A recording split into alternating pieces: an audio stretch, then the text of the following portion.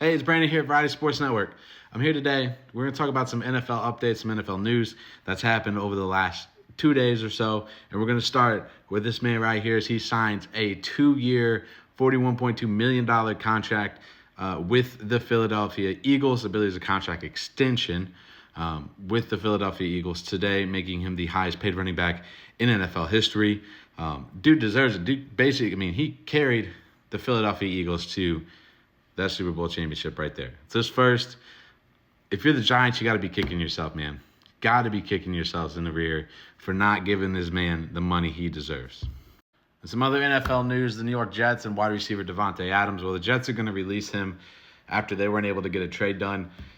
It's a shame that this guy was touted as one point one of the best wide receivers in the NFL. Still could be, and struggled the last few years since he's been in Las Vegas. With the Jets, now going to have to find a new home. Imagine he's going to go where Aaron Rodgers is going to go, which could be back to Las Vegas, back to the Raiders, or it could be somebody like the Giants. Who knows? Another wide receiver that's been in the news the last day or two has been wide receiver Tee Higgins, as the Cincinnati Bengals have placed a franchise tag on him for the second year in a row. Now, this franchise tag guarantees Tee Higgins to make $26.2 million a year, $1 million for 2025. Unless the two parties come out of a contract agreement, they have until July 15th to do so. Now, away from the wide receiver news, the Cowboys have signed defensive lineman Osa Odighizuwa to a 4-year, $80 million contract to keep him a Dallas Cowboy for at least the next 4 years, maybe longer. Who knows? We'll see what happens. Big signing, though, for the Dallas Cowboys. Now we're going to go back to wide receivers because this man right here, Deebo Samuel, was traded from the San Francisco 49ers to the Washington Commanders for a 5th-round pick in the 2025 draft. I know we mentioned it earlier or yesterday. I think it was 2 days ago whenever it got posted, whatnot. He says there's no bad blood between him and the 49ers.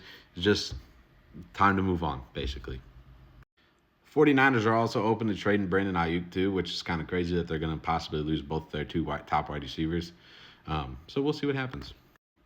The Eagles have also released 2 other top cornerbacks in Darius Slay, and they also released James Bradberry today as well. Two more guys that helped the Eagles get to the Super Bowl championship that they did this year. So interesting to see what happens here. Where does Darius Slay go? Where does Bradberry go as well?